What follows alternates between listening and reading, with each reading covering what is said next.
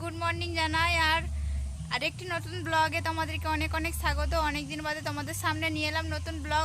অবশ্যই তোমাদেরকে ভালো লাগবে, পুরো ভিডিওটা তোমরা দেখতে থাকো, অবশ্যই তোমাদেরকে খুব ভালো লাগবে। তো এখন তো চলছে, তোমরা সবাই জানো, শ্রাবণ মাস। তো শ্রাবণ মাসের 3টে সোমবার চলে গেছে, আজকে লাস্ট সোমবার।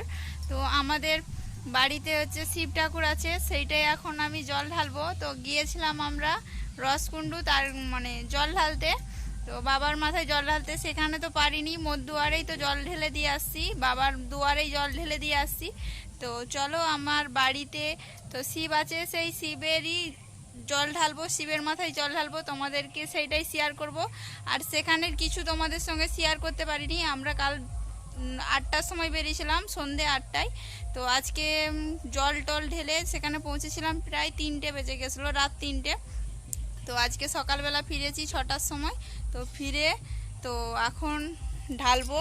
তো এখন আমাদের বাড়ির শিবের মাথায় জল ঢালবো। তো চলো, আমি একটু সাজুগুজু করে নিয়েছি, তো তোমাদের সামনে কিছু ভিডিও বানাবো। সেখানে তো কিছু ভিডিও বানানো হয়নি, তো অংশুকে নিয়ে যায়নি, তোমার দাদাভাই, আমি আর আমার শাশুড়ি মা গেছিলো।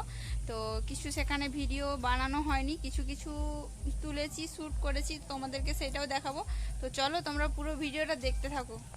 তো বন্ধুরা ফাইনালি দেখো, আর ঘি আর এই যে মধু, তো ঘি মধুটা প্রথমে বাবাকে মাখিয়ে নেব। তো চলো আমি ঘি মধুটা মাখিয়ে নিই। তোমাদেরকে তো বলেইছি রসকুণ্ডু গিয়েছিলাম, তো আমি প্রচণ্ড ক্লান্ত।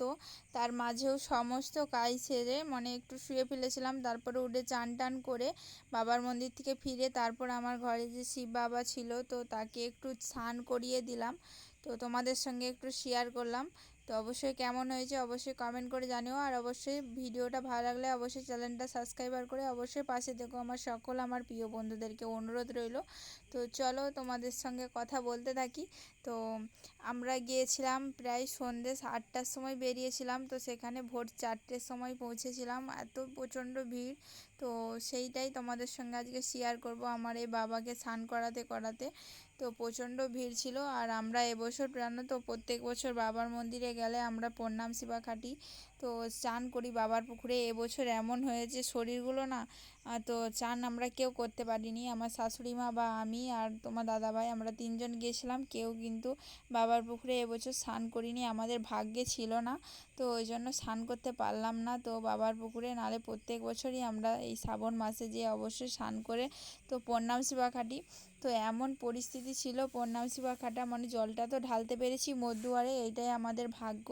তো মোর দুয়ারে ঢালতে পেরেছি, তো এইটাই আমাদের ভাগ্যে ছিল মনে হয়। তো জলটা ঢেলে তারপর আমরা বেরিয়ে দেখি অনবরত ভিড় হয়ে গেছে, তো প্রণাম শিবা কাটা যাচ্ছে না। তার মাঝেও কিন্তু অনেকেই কাটছে, লোক সংখ্যা বারবার বেড়েই যাচ্ছে। তো তারপর আমরা ভাবলাম যে আর আমরা থাকবো না, তো কাল আমরা যাব তারকেশ্বর। তো কাল হচ্ছে মঙ্গলবার, তো তারকেশ্বর যাব। তো চলো এখানে আর কিছু কেনাকাটা করব না, তো কেনাকাটা একদম তারকেশ্বরে যেয়ে করব বাবার মন্দিরে। তো তারপর তারকেশ্বর যাওয়ার জন্য আমরা বাড়ি ফিরেছিলাম। তো বাড়ি ফেরার পরে ভাবলাম সকল বন্ধুরা একটু বলবে আমার এই রাধা গোবিন্দ এই গোপাল কেমন লেগেছে, তোমরা অবশ্যই কমেন্ট করে একটু জানিও কিন্তু। তো তোমাদের অপেক্ষায় থাকবো, তো তোমরা অবশ্যই কমেন্ট করে কিন্তু জানাবে। তো তারপর আমি দেখো জল ঢেলে নিলাম, বাবাকে স্নান করিয়ে দিলাম। তো পুজো করতে শুরু করে দিয়েছি, তো পুজো করতে বসে গেছি। তো পুজো করে দেখো স্নান করিয়ে দিলাম বাবাকে, তো জল ঢেলে দিলাম।